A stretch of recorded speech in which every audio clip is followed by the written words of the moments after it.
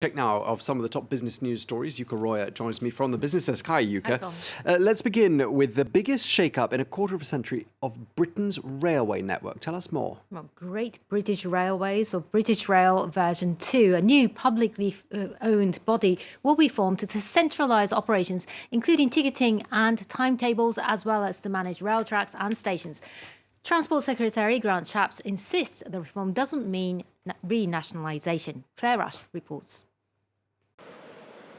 Speaking to Parliament on Thursday, Britain's Transport Minister unveiled the biggest rail reform in a quarter century. At its heart, the creation of a new public entity that will oversee the UK's rail sector, named Great British Railways. One organisation accountable to ministers to get trains running on time, to make the customer experience as hassle-free as possible, and to bring the railway into the 21st century. A single, familiar brand with united, accountable leadership. Great British Railways will own all railroad infrastructure, run and plan the network, set fares and schedules, and collect ticket revenue. Starting next month, a new seasonal pass will also be introduced.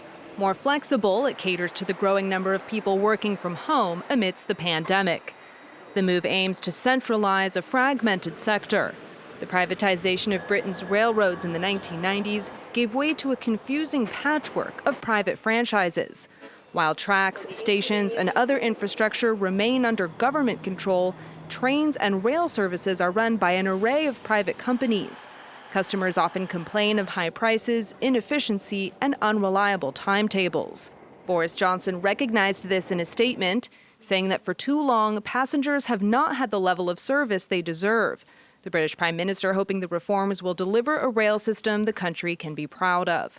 The government says the plan is not a renationalization, but rather a simplification of the sector. Under the new reforms, private companies will continue to operate trains under contracts with the state.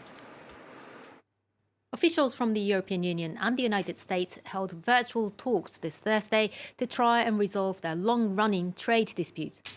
Both sides already agreed in March to suspend tariffs imposed on each other's goods in their battle over subsidies for plane makers Airbus and Boeing. That suspension is set to expire on July the 10th, but following Thursday's virtual meeting, the EU Trade Commissioner sounded confidence a deal would be reached before then. They also discussed US tariffs on European steel and aluminium imposed by the former President Donald Trump.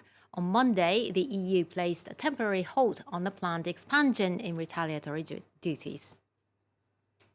Meanwhile, the European Union's antitrust regulators have handed heavy fines totaling €371 billion to top investment banks for running a bond trading cartel.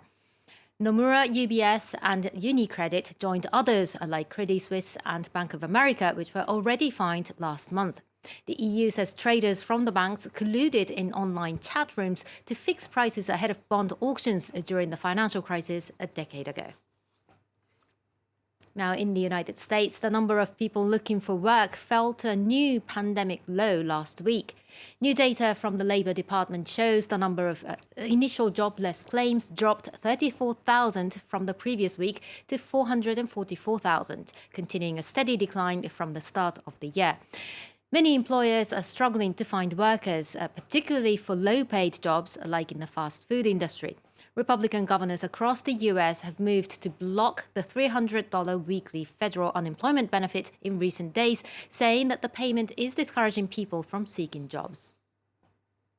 Now, that upbeat jobs figure, coupled with a rise in tech shares, helping snap a losing streak on the stock markets today. The Wall Street indices are trading moderately higher, as you can see, with the Nasdaq leading the gains. European markets closed the day in positive territory earlier, reversing Wednesday's decline. Former auto tycoon Carlos Ghosn suffered a humiliating setback in a court in the Netherlands.